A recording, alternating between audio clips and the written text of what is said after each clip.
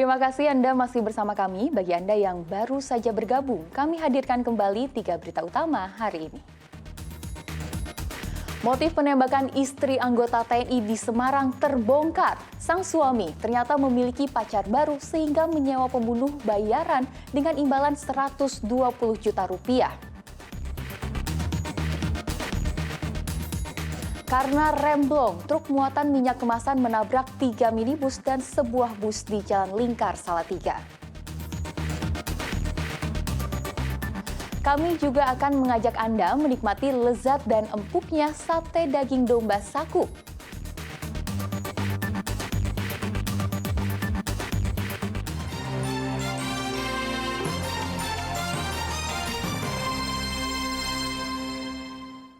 Kita ke informasi selanjutnya. Kepulangan ratusan jemaah haji disambut tangis haru keluarga dan kerabat di Klaten, Jawa Tengah. Sedangkan jemaah haji yang positif COVID-19 langsung diantar menggunakan ambulans dan menjalani karantina di rumah. Tangis haru keluarga dan kerabat menyambut kepulangan ratusan jemaah haji di Gor Gelar Sena, Kabupaten Klaten. Mereka senang setelah keluarganya dapat menjalankan ibadah haji dan kembali ke tanah air. Sebelumnya, 360 jemaah haji dari kloter 13 sempat menjalani tes antigen saat tiba di Donohudan. 3 orang terlacak bersuhu tubuh tinggi dan terindikasi positif COVID-19 dari hasil antigen. Kemudian dicek lagi termogan ternyata masih di atas 37 sehingga kemudian dilakukan swab. Jadi sehingga hasilnya positif. Total berapa dan positif berapa Pak? Yang berangkat berapa, yang positif berapa, yang pulang jadi berapa sekarang? Dari 360 secara mohon maaf detailnya saya kurang tahu. Tadi yang positif 3. Ketiga jemaah haji akhirnya dites ulang dengan metode PCR. Dinas Kesehatan Pemkab Klaten memastikan hanya 1 orang yang positif COVID-19. Jemaah haji yang positif COVID-19 kini menjalani isolasi di rumahnya. Krisna Agung melaporkan dari Kabupaten Klaten.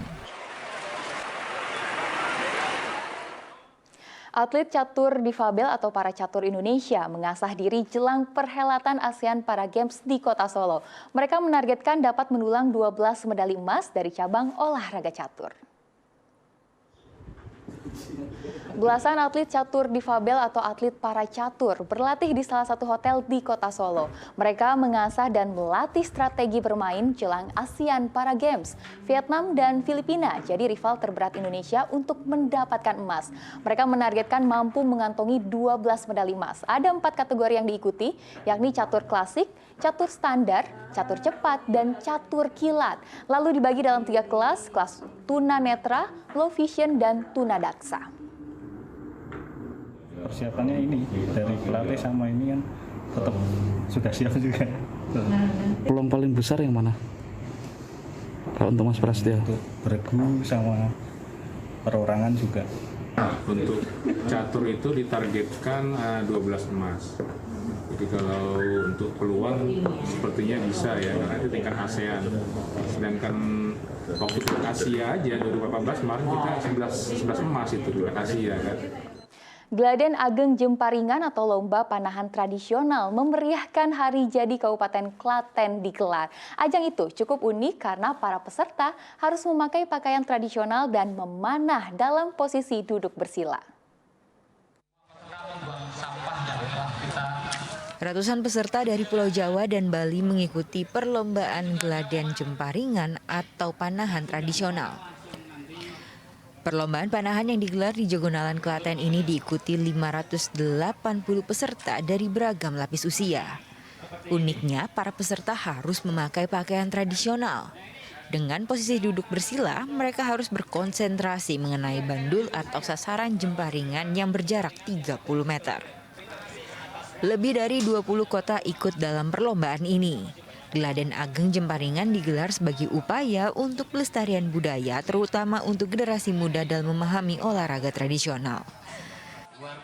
Yang istilahnya sengkuh, ora mingkuh itu kita di sini untuk mengenalkan di masyarakat umum yang sudah agak krisis untuk masalah seni dan budaya, peninggalan dari yang kita dulu. Peserta yang tidak memakai pakaian tradisional akan didiskualifikasi. Banyaknya peserta dari beragam daerah dan usia menjadi ajang untuk saling mengenal dan membangun relasi. Kalau jemparingan tradisional ini kan kita pakai baju tradisional. Terus kita juga manahnya itu dalam posisi tadi sila gitu. Jadi kayak terus bareng-bareng sama banyak orang dari Bali, Jawa Barat. Banyak relasi juga. Pelaksanaan lomba panahan jemparingan untuk memeriahkan Hari Jadi Kabupaten Klaten ke-218 tahun. Krisna Agung melaporkan dari Kabupaten Klaten. Tingginya permintaan pasar terhadap domba sakup mendorong Dinas Peternakan dan Kesehatan Hewan Kabupaten Brebes mencari cara agar perkawinan buatan atau inseminasi berjalan efektif. Dengan menggandeng Fakultas Kedokteran Hewan Universitas Gadjah Mada, mereka menciptakan kit pendeteksi kebuntingan dini untuk kambing dan domba. Tingginya permintaan domba sakup mendorong perkembangan teknologi perkawinan buatan atau inseminasi. Mahasiswa Fakultas Kedokteran Hewan Universitas Gadjah Mada Yogyakarta menciptakan teknologi kit deteksi kebuntingan dini. Alat yang dilengkapi dengan kamera ini berfungsi untuk mendeteksi kebuntingan dini dan birahi pada sapi dan domba. Kit deteksi dini pun dilengkapi dengan aplikasi bernama Fram.co agar dapat berhubung dengan ponsel peternak. Terciptanya kit dengan kamera untuk mengetahui masa birahi domba sehingga proses pembuahannya berhasil. Ketepatan waktunya tidak diketahui karena domba itu beda dengan sapi. Kalau sapi kelihatan, birahinya minta kawin, kalau domba nggak kelihatan. Sehingga keberhasilannya menjadi masih rendah. Kalau dengan kamera ini kita nanti akan mengetahui, oh ini sudah siap, ini tidak. Kit inseminasi berhasil mendapatkan pendanaan dari Kemendikbudristek dan lolos melaju ke Pekan Ilmiah Mahasiswa Nasional. Adanya kit ini disambut baik Dinas Peternakan dan Kesehatan Hewan Kabupaten Brebes. Alat ini diharapkan mampu membantu permintaan pasar akan domba sakup yang tinggi. Nanti recording dengan aplikasi, kemudian pemasaran dengan aplikasi juga nanti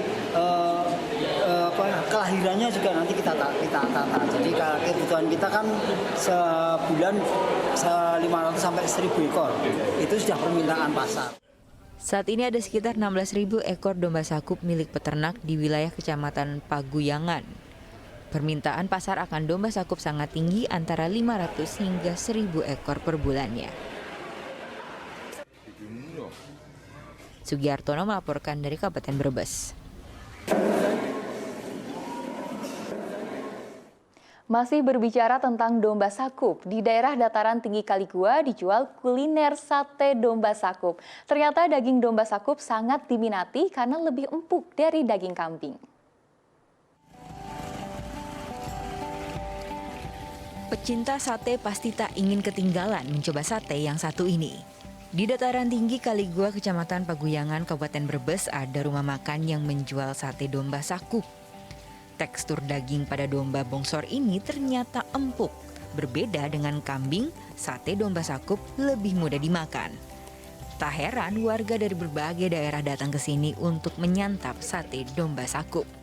Karena apa? Teksturnya empuk, lebih empuk dari kambing. Kemudian rasa perengusnya nggak ada.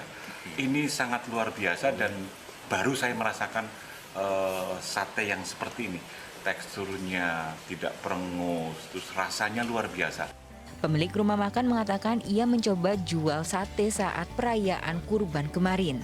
Ternyata responnya cukup baik dan menguntungkan. Apalagi domba hasil persilangan ini cukup terjangkau harganya dan mudah didapat. Saya ngambil sendiri di petani kan agak siring lah. Boleh katakan kalau ngambil di pasar kan agak mahal. Dan domba sakup sendiri harganya agak sedikit miring tapi hasil dagingnya bagus. Lebih banyak dibandingkan dengan daging-daging bawah. Harga satu porsi sate domba sakup Rp90.000 untuk 20 tusuk sate. Sate semakin nikmat jika disajikan bersama gulai kambing domba sakup. Sugiartono melaporkan dari Kabupaten Brebes. Ya, informasi kuliner tadi mengakhiri jumpa kita hari ini. Atas nama rekan yang bertugas, saya Tia Anissa mengucapkan terima kasih atas kebersamaan Anda. Selamat beraktivitas dan sampai jumpa.